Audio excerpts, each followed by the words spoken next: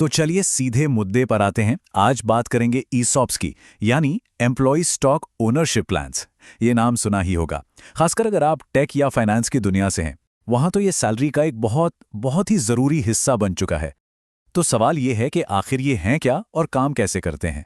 आइए आज इसी को समझते हैं। अच्छा, ज़्यादातर लोगों के लिए ईसॉप से पहली मुलाकात कुछ ऐसी ही होती है ना?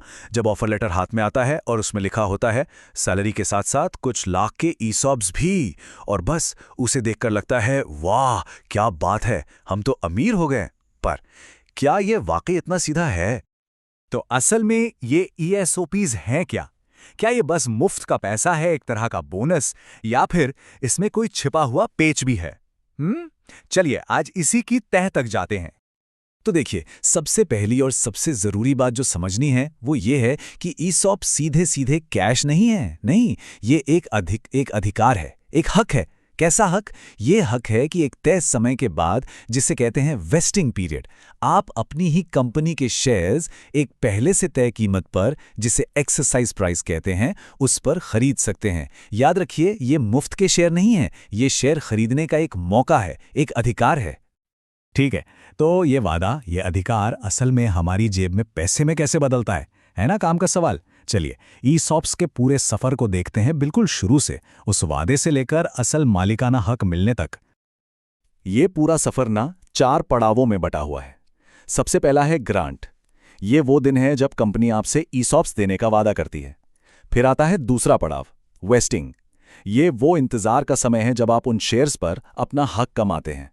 ये एक दिन में नहीं होता। इसके बाद आता है तीसरा और बहुत ही अहम पड़ाव, एक्सरसाइज।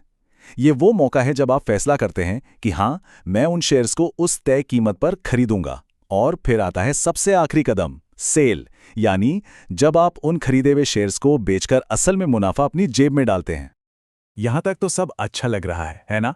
पर अब आते हैं उस पहलू पर जो सबसे ज्यादा जरूरी है और जिसे अक्सर लोग नजरअंदाज कर देते हैं।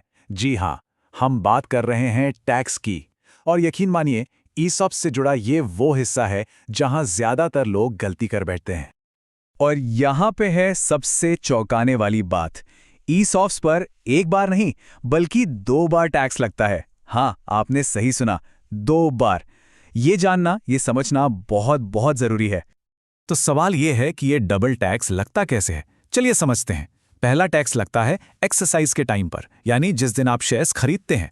उस दिन शेयर की बाजार की कीमत और आपकी खरीदने की कीमत के बीच जो भी फर्क होगा, उसे आपकी सैलरी इनकम माना जाएगा और उस पर टैक्स लगेगा। और दूसरा टैक्स वो लगता है सेल के समय, जब आप उन शेयर्स को बेचते हैं। तो बेचने वाली कीमत और जिस दिन आपने खरीदा था, उस दिन के बाजार कीमत के बीच के अंतर को कैपिटल गेन्स मानकर उस पर अलग से टैक्स लगता है। इसको ना एक छोटे से उदाहरण से समझते हैं।